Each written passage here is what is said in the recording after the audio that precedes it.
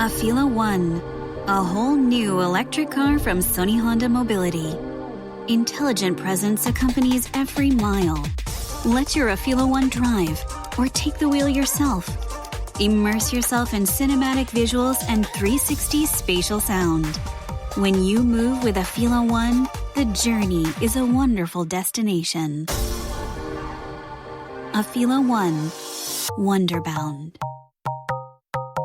Dive into savings at Whole Foods Market with the Summer Splash Sales Event. Stock up now on best of season red cherries. Plus, save on organic chicken legs, drumsticks, and thighs with no antibiotics ever. They're great on the grill with some light seasoning. Going to a picnic? Grab some prepared sides like macaroni salad and a big bag of 365 by Whole Foods Market kettle cooked chips and be on your way. Summer is on at Whole Foods Market, in-store and online. Brace the rudders! Raise the sails! Raise the sails! Captain, an unidentified ship is approaching. Over. Roger. Wait, is that an enterprise sales solution? Reach sales professionals, not professional sailors. With LinkedIn ads, you can target the right people by industry, job title, and more. We'll even give you a $100 credit on your next campaign. Get started today at linkedin.com/results. Terms and conditions apply. The first guest of the evening is truly a poet. He's an artist. He is a friend and an inspiration to anyone who has ever played the guitar or tried to write poetry. Would you please welcome Gordon Lightfoot?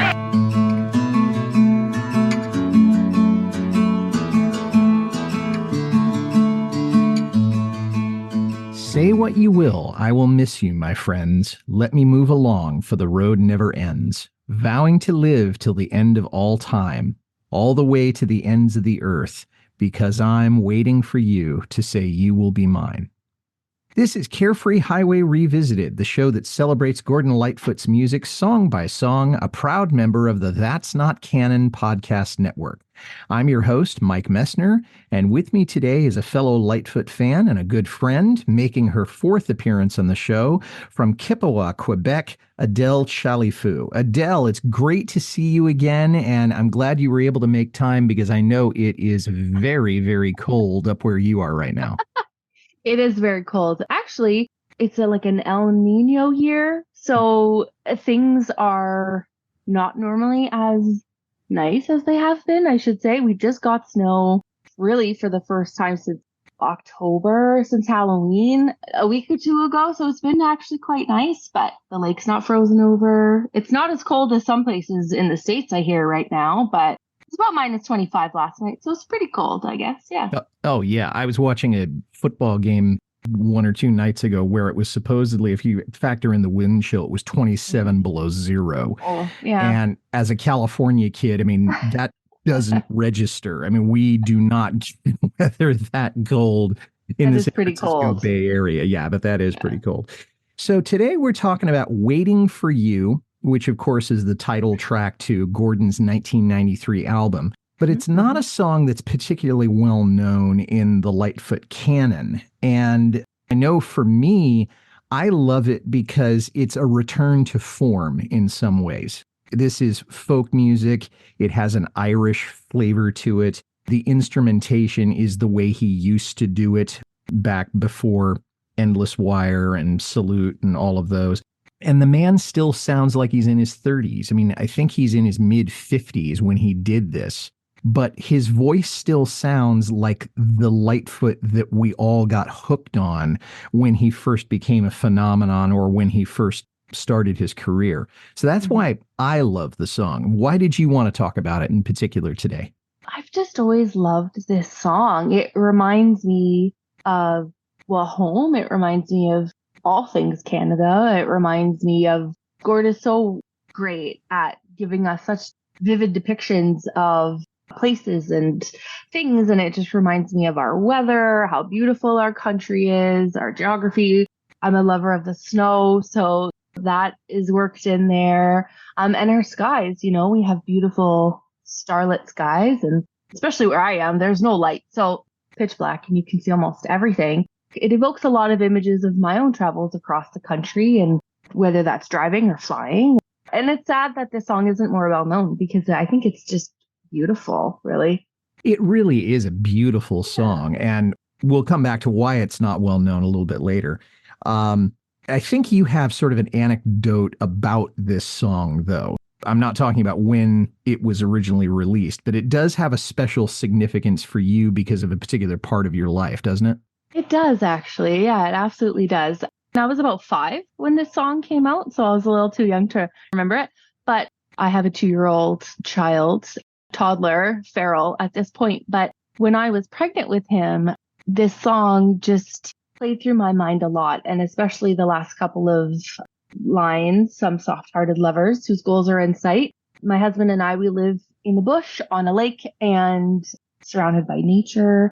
And we would go and sit on the end of the dock and dangle our feet in the water. And I was very, very pregnant at this time. And that line just always ran through my head. And, as he touched my stomach and we felt the baby kicking and all that stuff, it just reminded me of that line. It was just so poignant, whose goals are in sight. I was set to have my son anytime. And it's just such a personal song and feeling. And I always think of that. Whenever that line comes on, I smile a little bit. Thank God I'm not pregnant anymore, but, it brings me back to that time. Yeah, the pregnancy probably had aspects that weren't all that fun, but I can certainly understand why you wanted to talk about it, because it really does come to the heart of who you are as a Canadian and also as a mom with that particular line.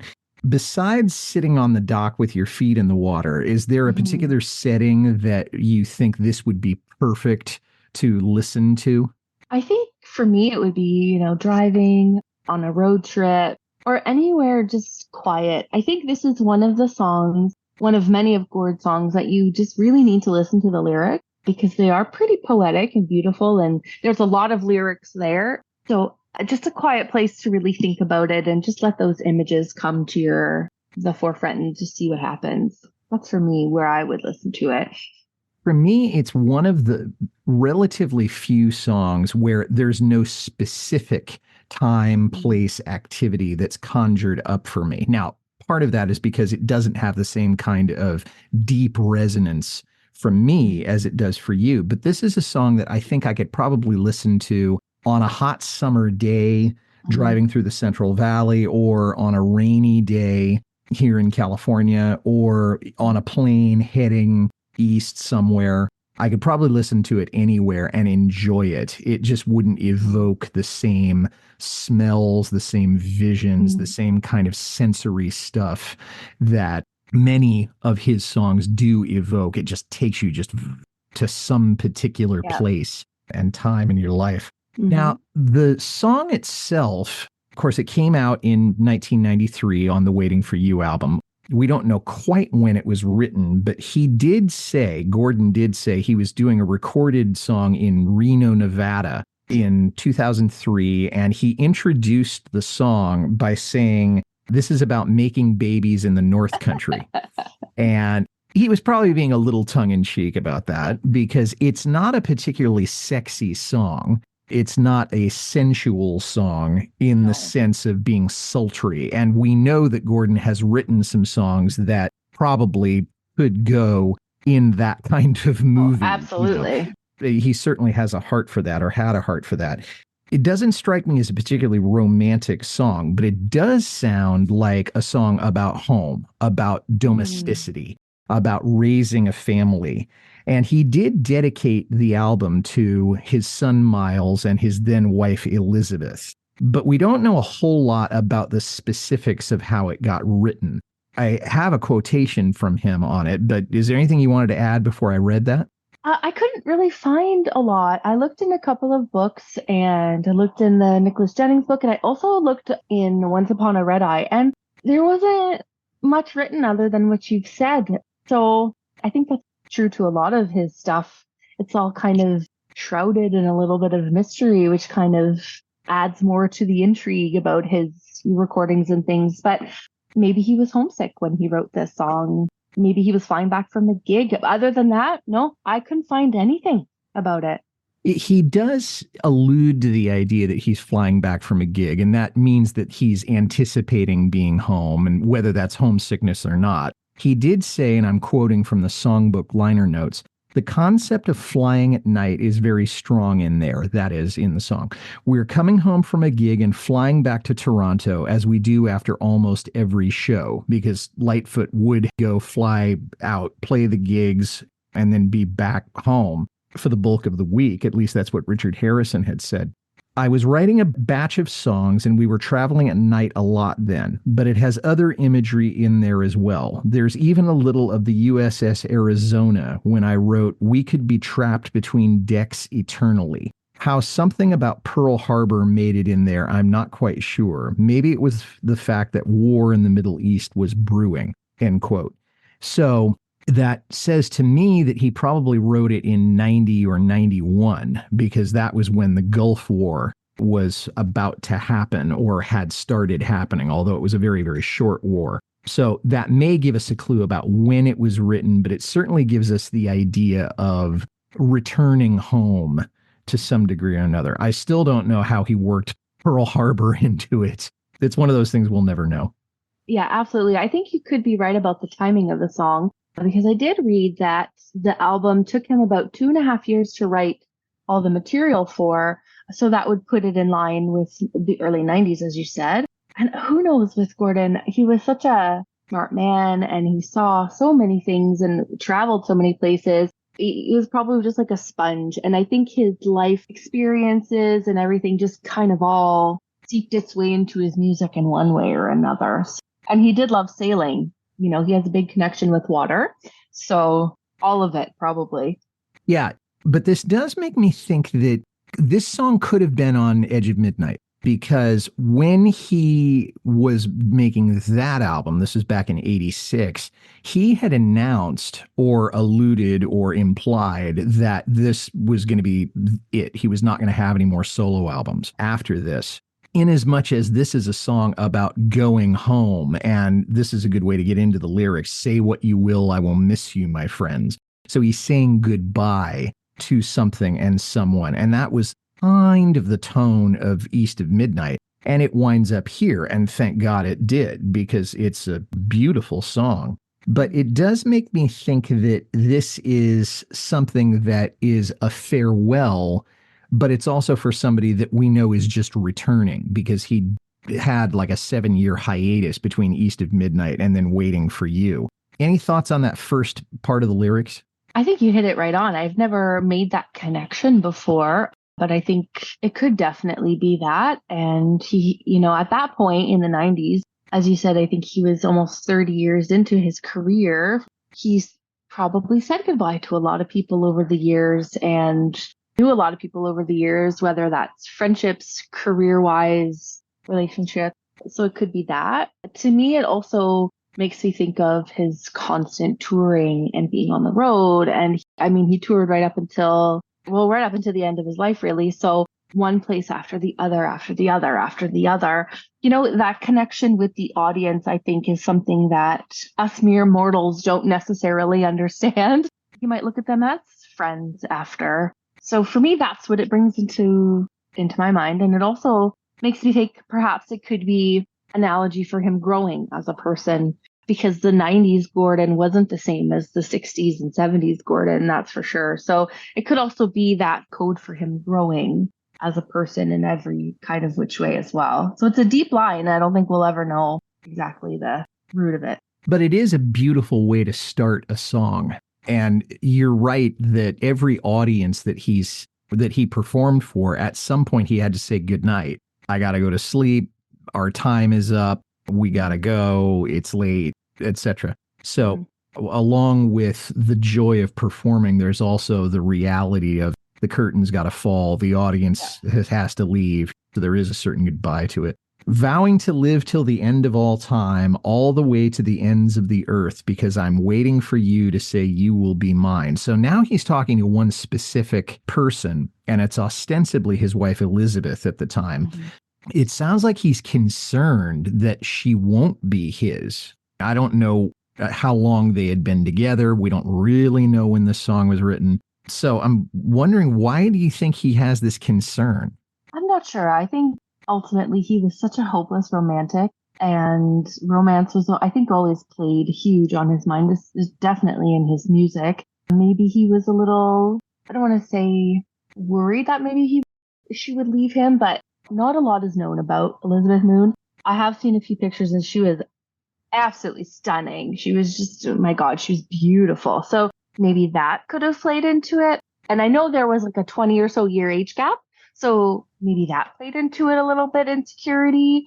Maybe he was just hoping that they were going to be together until the very end. He had his fair share of quite tumultuous relationships by then. So maybe it was just him kind of being hopeful in a poetic way. Yeah, or he had been burned so badly. He'd been married once, that didn't work out, and he'd been burned badly in romance that maybe he's thinking to himself, this is too good to be true. I'm with this beautiful woman who's willing to have my children, et cetera, et cetera. And he's thinking to himself, yeah, how on earth did I get so lucky to do this? I could see that. Yeah.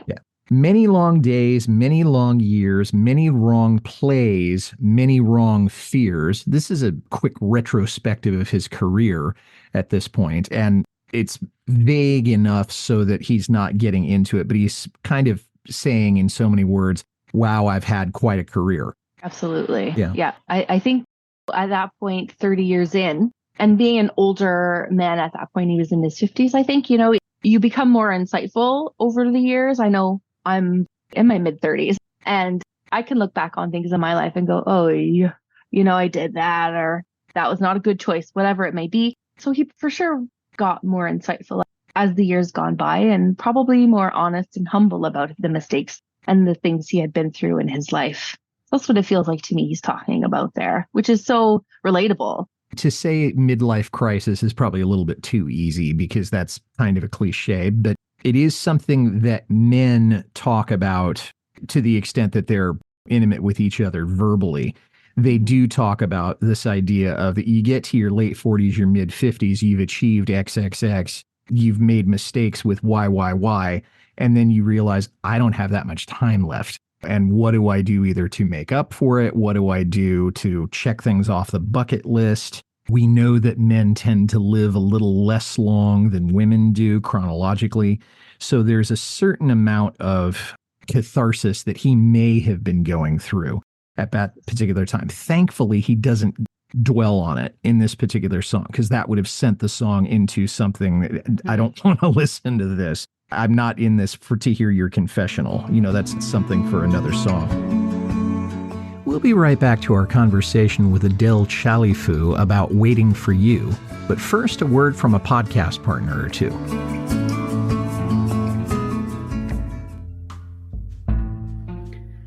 Hey, do you like classic albums? Technically, like the 20th century albums, such as like Beatles, Led Zeppelin, Rolling Stones. I've only had Beatle episodes so far, however, I'll be doing more. But welcome to my show, or rather, hey, welcome to check out my show. All those years ago, a classic album podcast with the dipping sauce. As you can see, the George Harrison reference. I review classic albums, not of those the likes of Beethoven, the likes of the Beatles and Rolling Stones, and like I mentioned earlier, or what have you. So yeah, check it out. It's every Monday. I do albums, conspiracies, songs, all that jazz. So just check it out. All those years ago, a classic album podcast, wherever you get your podcasts.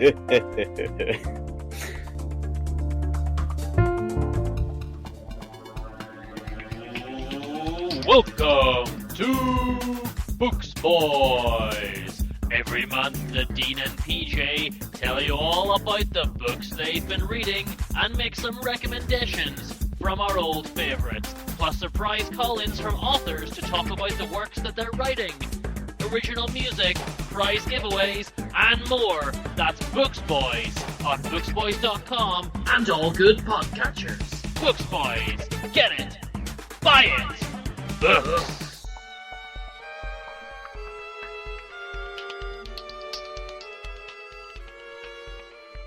I could be tossed in the arms of the sea. I could be caught between decks eternally. And this is where he's maybe alluding to the USS Arizona and Pearl Harbor. And as a quick side trip, I've seen the Arizona. I've been to Pearl Harbor, and it's a gut check to realize that there were that many men and women who died in that particular attack. But he has talked about shipwrecks. I mean, Ballad of Yarmouth Castle, Wreck of the Edmund Fitzgerald, and many others. So it may be this quick allusion to some of the other stuff. But as you said, he also just has a great affection, a great love for being on boats in water. And I would think particularly in the rivers and lakes of Canada. Absolutely. Yeah. I mean, he went on countless canoe trips, and didn't he own a yacht at some point, or a sailboat or something? And I think with one of his, not the first Kathy, but the second Kathy, I think she went sailing with him quite a bit in Georgian Bay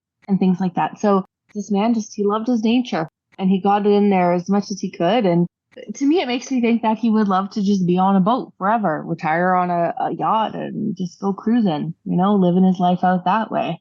I think he would have been happy with it. I think he would have been happy in as much as he could be happy at all with retirement, because he had left the industry in '86, and 7 years later, for reasons we don't really know, here he is back. When he could have ridden off into the sunset, I'll bet you he probably had all the money he needed. But I think he loved performing as much as he loved being out on the water and in nature, if not more so, because one made the other possible to some degree. Waiting for you to ask what's keeping me. I thought that was a great way to end that, because he's hoping, hey, do you need me? Do you want me to come home? Or is it just, oh, yeah, you're back. I was doing okay, but maybe it's kind of nice to have you. What would we do at the end of the day when the hours are asleep and the time slips away? Children are all that the earth has to show. Children are all that the earth wants to know. There is an allusion here to having little ones, but it's not done in a particularly sexy way. There's nothing erotic about this. It's like a couple sitting down and saying, okay, we've gotten married and the last Cuisinart has been opened and we're back from the honeymoon.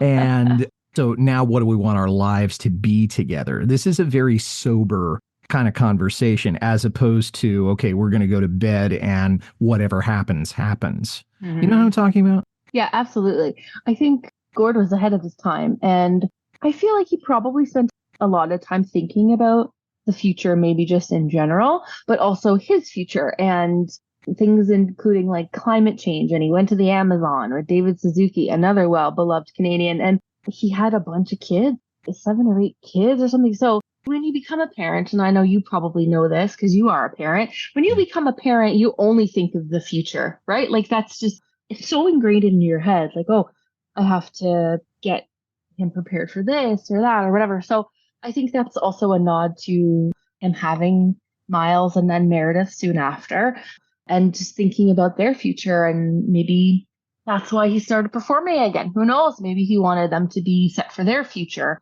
He does have a couple of other songs about children as well. So I think he loved kids, for sure. Oh, there's no doubt that he loved kids. And I think he's thinking about the future in a way that he couldn't in his younger years. One, because when you're young, you don't want to think necessarily about the future. You just kind of live for today.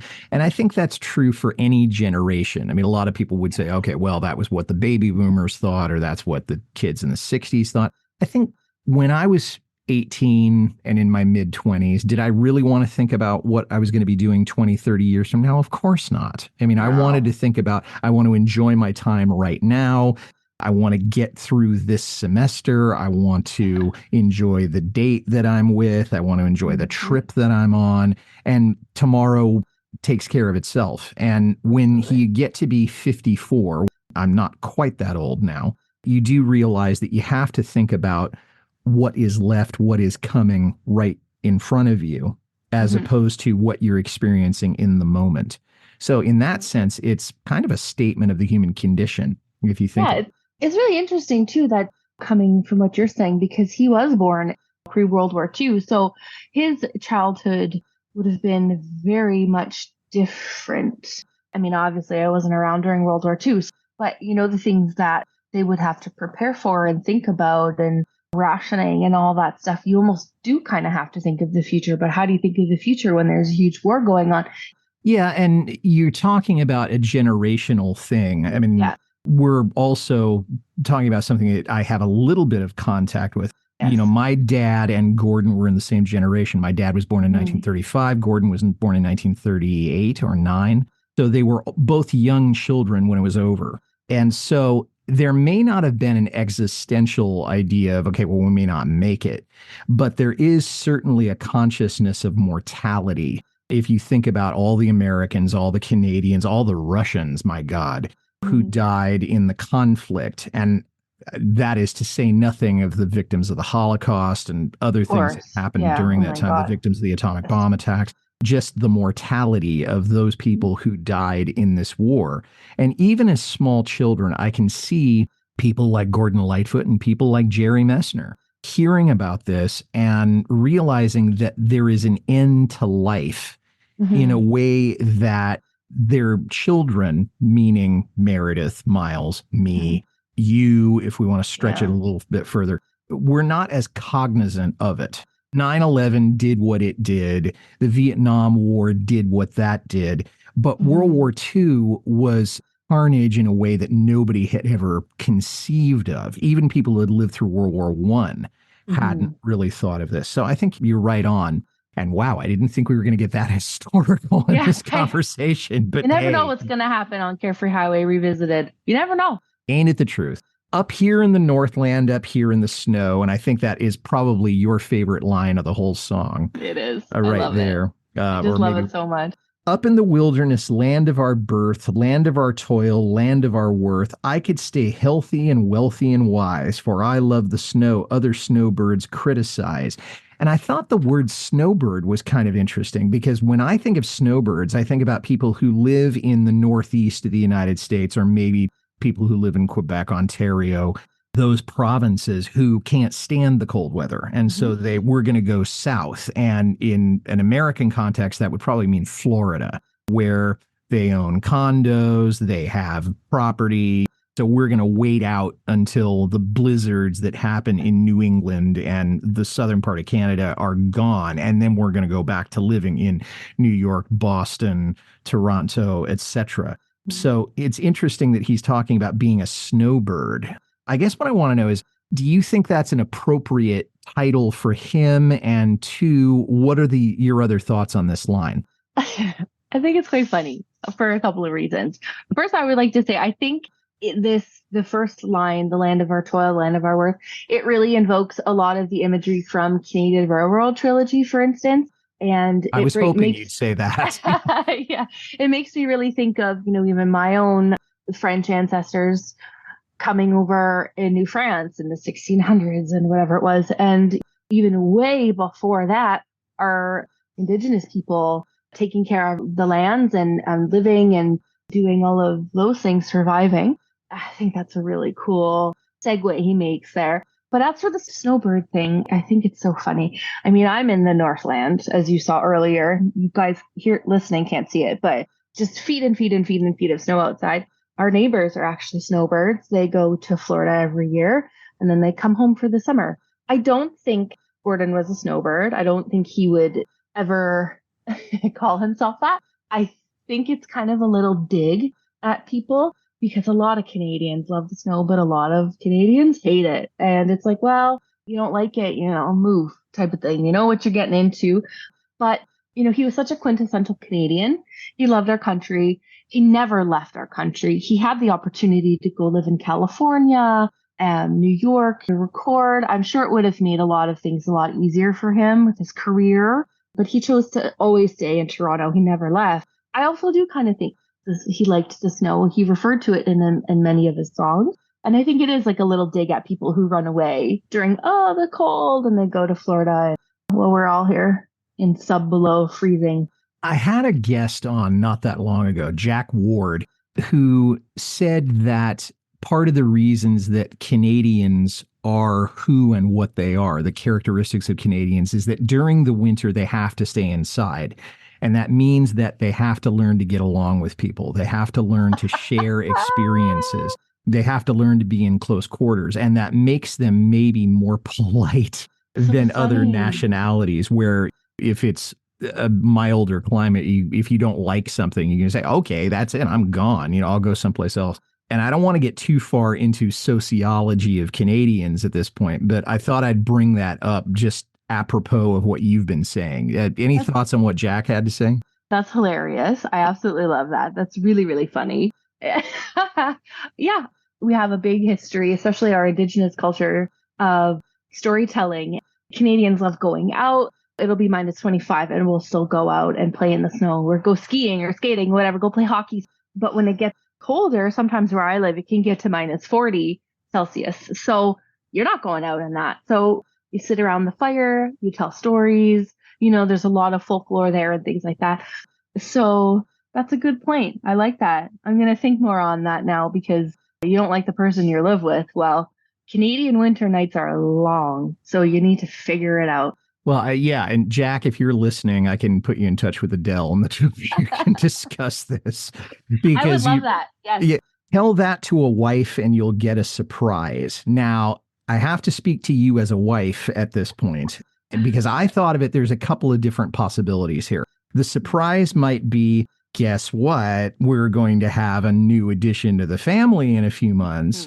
Mm-hmm. Or it could be that you tell this that you love the snow and your wife is going to say, okay, well, then you go out and play in it. I'm going to stay here or get out. We're not going to be married anymore. So it's a delightfully funny line, but I don't know what angle you think he is taking on that. I'm not sure. This is a line, whenever I hear it, I always laugh. I have no idea. I've never been able to crack it. I don't really know. I always think of Kim, his current wife. They weren't married at that time. So like I said before, not a lot is known about Elizabeth. She's pretty private. I do think she was American, though. I don't think she was Canadian. So I don't know if he's meaning, oh, surprise, I'm pregnant. I did just read in the Jennings book that she did become pregnant fairly quickly after they moved in together or they started dating. So it could be that. Cold Canadian winter nights. Canadian winter nights. I'll tell you, exactly. I don't think you get pregnant by playing in the snow. I just read an article on that. Canadian snow is different, though. It hits different. I don't know. It's the water. I don't know. It's different. So I don't know if it could be that or it could be she's saying, well, yeah, you like the snow so much, you can go shovel or, you can go snow blow or it could just be her hating the snow. I don't know. It's a funny line and I love it. I'm glad he put it in there. It's cute. And then he gets into one of my favorite just because it's so sweeping. The skies of North America. So he's incorporating this idea that a lot of his audience is going to be in the States. It's not all going to be in Canada. And he's obviously very familiar with, I don't know if there was any part of the States that he never went to. Covered in stars over factories and farms, over hamlets and bars, the breeze of North America is breathless at night. Out there in the distance, some souls are in flight, some soft-hearted lovers whose goals are in sight. Now, we'll come back to your favorite lines in that little stanza in just a second. But I love the fact that he's incorporating that. And as an American, I have my own thoughts on what my country has done, both in the positive and the negative. But I do like the fact that he didn't say the skies of Canada. He could have said that. It was his song, and he certainly felt strongly about that. But I'm glad that he realized that there's a lot of overlap between American and Canadian culture, particularly in the winter, but not just in the winter. I also thought of soft-hearted lovers whose goals are in sight. I couldn't help thinking of the song from The King and I, which is "Hello, young lovers, whoever you are," when it's sung by the female protagonist and she sees this young couple in Siam. She looks at them and says, "Hey, I've been there," because her character has been widowed. And so here she is to help the Yul Brynner character teach his kids. It's a delightful musical. And so I think that Gordon may have also seen himself. I've been young, I've been in love, maybe I've been with someone where we're trying to go out and start on our own. I don't know that he and Britta had to elope, but the idea of people who are in flight, which implies running away from something. I also conjured up this idea, well, they're eloping because she's already pregnant. They don't want to have a shotgun wedding, so they're running away to get married and to start all over again. Those are the lines that you kind of cited at the very beginning of our conversation. I wanted to know if you wanted to go any further with them. I think just to touch on the beginning of it, the Skies of North America, I think I'm glad he did, not just say Canada, because like you said, his fan base was, I think, probably mostly in Canada, but he had tons of fans in the States. You can't deny that, of course. And especially if you were in a plane, that's what it makes me think of. If you were flying over North America at night, you would see all these things. And to me, flying over the prairies of Saskatchewan and Manitoba and Alberta, see all the farmland for us. I'm sure it's the same for you guys in the Midwest, I would imagine. The Dakotas, Illinois, Iowa, maybe Kansas and Nebraska. Sure. So, it reminds me of that. And then this covered with stars. It reminds me of the Northern Lights. That's all I can think of. I mean, I don't know America that well, but I know like where I am, you can see the Northern Lights sometimes. So that's what that reminds me of. And I'm sure he saw them on his canoe trips. It's just a beautiful line. And the way he makes a comparison between Hamlet and bars, how would you ever put that together? But it's going from, the country, I think of Hamlet's like maybe out on Vancouver Island or on the East Coast, and then thinking about like the bars in Toronto or something. It's just kind of all encompassing, which is pretty cool. Yeah, it's his tapestry line, I think would be a good way of saying it. We'll be right back to our conversation with Adele Chalifoux about Waiting for You. But first, a word from a podcast partner or two. Sanjo, look! Yes, Zach? Wait, what's that thing you're holding up? It's a time travel device. We can use it to go back to the past and watch movies. But we already do that on our podcast, Oldie But a Goodie. No. On previous episodes, we were pretending to time travel. Now we can do it for real. Cool, so we can really go back to like the 80s or the 90s? No, Sanjo, you're thinking too little. I mean, we could go really far back, like we traveled back over 100 years into the past. Oh, but Zach, that's so far in the past. Those movies would be old. Yeah, but, well, the show is called Oldie But a Goodie, so we should probably do old movies. Oh, that's a good point. That's right, folks. This year on Oldie But a Goodie, we're going back further than ever before. Wait, who are you talking to? We're starting in 1920s, doing one movie from that year, and then moving up to 1921. And we're continuing that until the year 1969. Nice. Join our time-traveling journey through cinema by subscribing now to Oldie But a Goodie, out wherever you get your podcasts. That's Not Kind of Productions podcast. Hey, this is our new podcast. We're going to make this podcast. It's going to be Victorian. It's going to be new. It's going to be us reading and then breaking it down in the same episode. Be excited. Listen to these horror stories that are actually going to be similar to your life today. This is the transition episode where we go from YouTube, Facebook into the podcast. This is what we're planning on doing. We have content already. Go ahead and watch, listen on YouTube and Facebook. But now it's pretty much just audio only. So we're going to bring it to you in an audio format. And here it is. We're going to narrate a book, and then we're going to break it down into the things that you have learned about the Victorian era, and then the crossover between the Victorian era everyday life to the 21st century everyday life, right? Victorian Periodical Parade.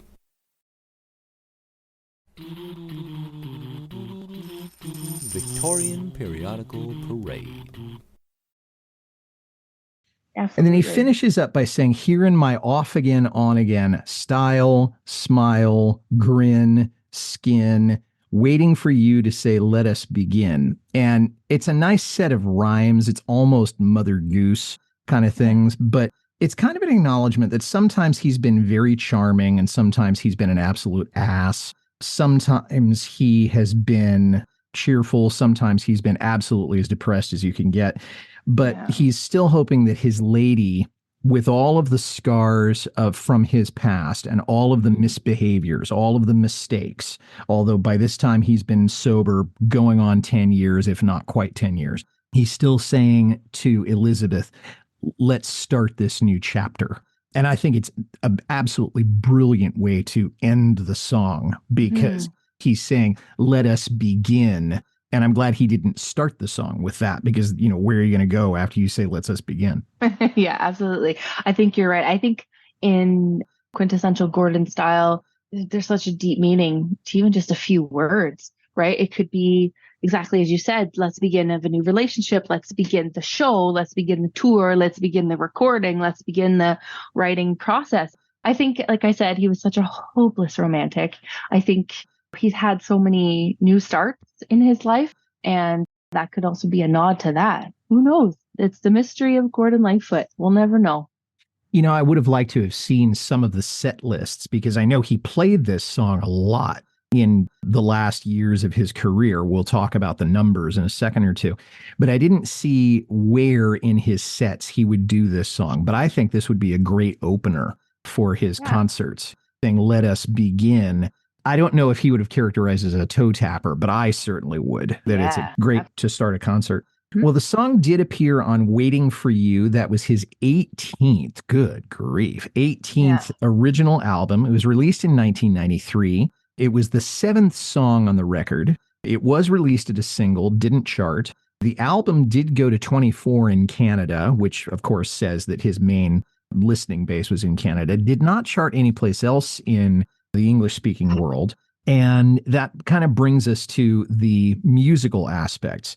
I think if I had to choose one, it would probably be the synth or the keyboard because it just brought just the right ambiance that I don't think any other instrument would have done. Maybe with an organ, the same kind of organ sound that we had on Summer Side of Life. But even that would have given a different feel to it. So I got to say that the keyboards done by Barry Heffernan, of course, were probably my favorite part. What was your favorite part of the music in this song? Aside from the lyrics, I think I really like you. I like the synthesizer. It's kind of almost like an accordion style. That's what I kept thinking of. And it was just like, oh, that's so cute and Canadian, I guess, a small town in Canada. But I also really like the guitar too. I like the kind of like scale notes that they played, and it kind of like led you into each of the verses. It was just such a simple, but again, beautiful song. Like most of his things, right? I think something else, getting a little bit more into the musicology of this, it's written in 3/4, which is unusual. Kind of waltzy, isn't it? It is waltzy, yes. And most Western music is not written in 3/4. It's written in 4/4. It provides a feel to it that you wouldn't get if it was some other sort of time signature. This was back to a pretty basic setup. I mean, if you look at the personnel on Salute, and then you look at the personnel here, it's just 5 guys. Gordon, Terry, Rick, Mike Heffernan, and Barry Keane, drums and percussion. That's it. No one is listed as guesting on this. Nobody else did any vocals. So it's more stripped down, but I don't think it suffers for that. As a matter of fact, I think it's more authentically Gordon. He played this song 675 times, which is why I said I wanted to look at the set lists. First one was in the Academy of Music in Philadelphia on September 23rd, 1992, probably after it had been recorded, but before the album was released. So he probably introduced it by saying, hey, you're going to get a preview of some tunes on the next album. There hadn't been an album since 1986. So I think his fans must have been, great, he's back. You know, we're going to be, we'll be able to buy his stuff and we'll be able to listen to it over and over again. And then the most recent one was coming up on 2 years ago, and it was at the Troy Savings Bank Music Hall in Troy, New York in April of 2022. So towards the end of his life and his recording career. So certainly it was something that he loved to have in his set, and I'm sure his audiences enjoyed it as well. Is there anybody that you would like to hear cover this? I can't find any official covers of this song anywhere. No, I agree. I couldn't find anything. There was a few YouTube covers and things like that, but no one, you know, super famous. I thought hard about this. Don't come at me for me saying this, but the only person that popped into my brain, I have no idea why, and it might even just be a disaster, was Bryan Adams. I don't know why. I can't explain it.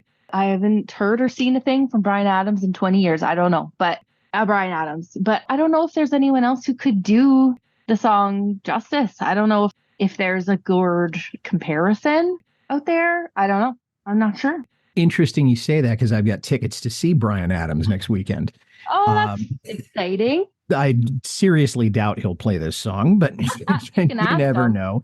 Yeah, I thought about Bryan Adams, and he's too much of a pop artist, I think, to really get into this. I couldn't think of any particular bands, but if there was an Irish band, not U2, but if there were a band that was really doing authentic Irish music, I would like to have heard them do this. The Clancy brothers, if you really want to go back to the 60s, and maybe Gordon knew the Clancy brothers or Tommy Makem, but other than that, I couldn't really think of anyone that I'd really, oh, wow, they should try this. So this is one of those where I'm thinking it stands alone and probably it deserves to.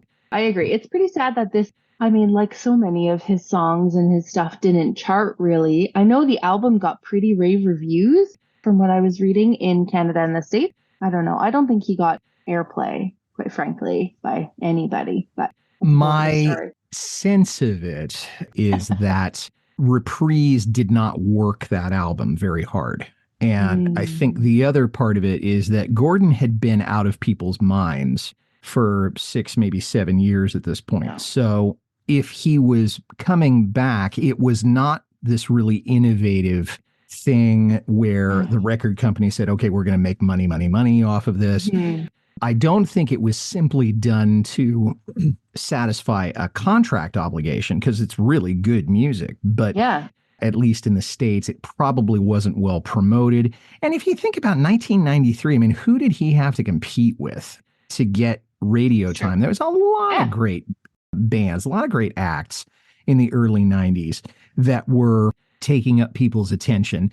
Maybe it wasn't the greatest quality music as we look at it now 30 years later, but the fact remains that Gordon had to compete with that. And 54-year-old Canadian folk singer who hasn't recorded anything since 1986, and it's arguably a completely different genre of music than it had been. It's a shame, but there were probably reasons for why it didn't do better in terms of radio play. Doesn't make it right, just makes it more understandable. I can see that. On the flip side, though, I would counter argue and say a 54-year-old Canadian folk star, extraordinaire icon, legend, whatever you want to say, who hasn't produced anything in almost 10 years is back. Look at the track list on that album. Like, there's some pretty deep, heavy hitters on that album. So it's just sad. I think throughout his whole career, honestly, I don't know if it was the record label or his promoter or lack thereof. I don't know. But I think he was let down a lot, and he could have had way more fame and acknowledgement than he did have, which I'm sure he's fine with. He was a very humble guy. But I think he was just never properly promoted. And even for myself, I grew up small town Canada, and I don't ever remember hearing any of his songs played on the radio, ever. My parents were musicians. Music was always in our life, and I never heard it. So even now, I never hear, even songs like Sundown, never hear. The first time I heard Gordon Lightfoot on the radio, I was in Anchorage, Alaska. Of all places, I was walking through a mall. I was actually going to the washroom, and I ran out, and I was like, oh my God, do you hear it? So I think it was Steel Rail Blues or something, just like obscure. But Anchorage, Alaska, and never in Canada. I have never heard it since. So you may have been listening to the station that was run by my friend Kevin McClear and his family. And I've had Kevin on a couple of times to talk about it because he's a native Alaskan. And so he'd have a perspective on that. Well, so as we're kind of wrapping up here, number one, do you have any closing thoughts on this song? And then the one that we have to ask, and that I'm asking all my guests at this point, where were you and what were you doing when you found out that Gordon had passed away? And full disclosure, you were the one who told me the news, because I'd been out with my family, and I came home and pulled my phone out, and I got a message from you saying, oh, Mike, please tell me it's not true. So let's wrap up with this song first, then we'll go to the other.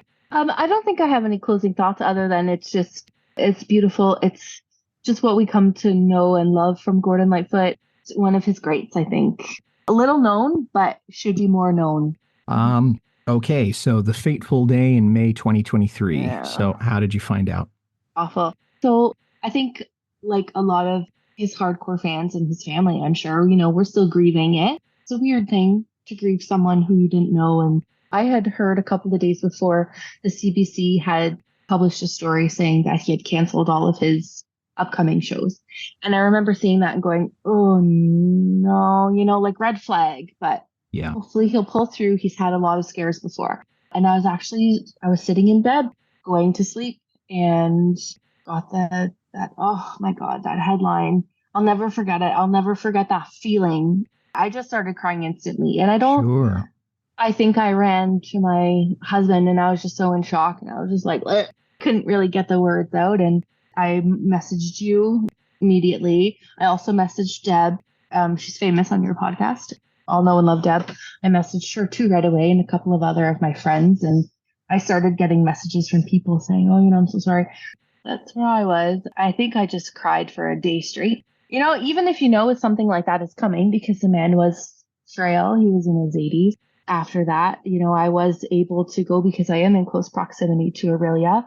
My husband and my son and we actually did drive down to Aurelia at the church, and I was able to stand and touch his coffin, and it was all just so surreal and just so bizarre and sad. But on the flip side, standing in that line, I got to meet a lot of really awesome people. One man in particular, he was in his late 80s or 90s. He knew Gord. Brian, you're out there listening. What a sweetheart you were. We were chums the whole time.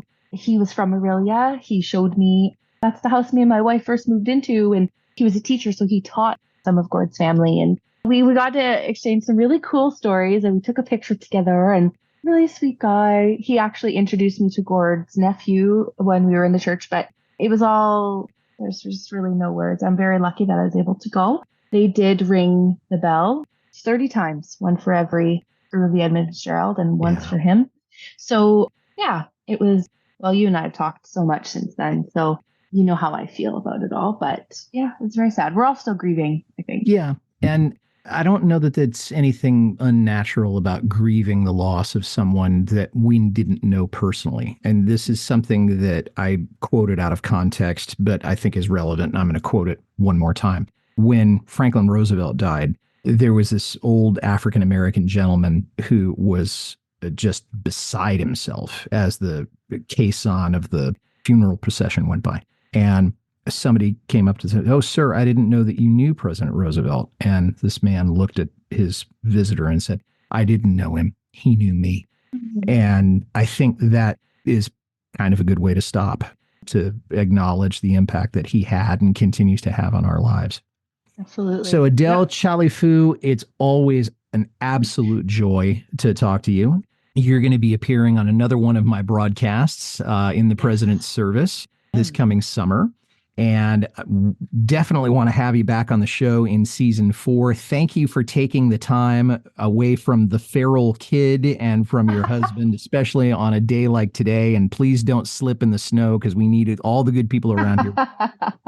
Absolutely. Well, thanks for having me on. And how exciting. Almost 4th season? Yeah, Mike. We're going to be wrapping up the 3rd season in May, and then we'll go to the 4th season sometime after that. And thanks for listening, everybody. If you like this well enough to listen to the whole thing, tell somebody about it. Carefree Highway Revisited is on Apple, Spotify, Acast, or wherever you get your listening matter. Our website is www.lightfootpodcast.com. I'd like to make a special request for you to visit my Patreon page. I love this show so much, and I want to keep it going, and you're in a position to help. Please head over to www.patreon.com/Carefree Highway Revisited. $1 or $2 a month is all I ask. You can reach me, Mike Messner, at teachermike72@gmail.com. So our next episode will feature Jeffrey Coast. He's making his 3rd appearance on the show, and he and I will be talking about the song Tattoo from the 1983 Salute album. That episode will be coming out in February of 2024. Until then, for Adele Chalifoux, this is Mike Messner reminding you, run for the roses, but don't forget to stop and smell them. We'll see you next time.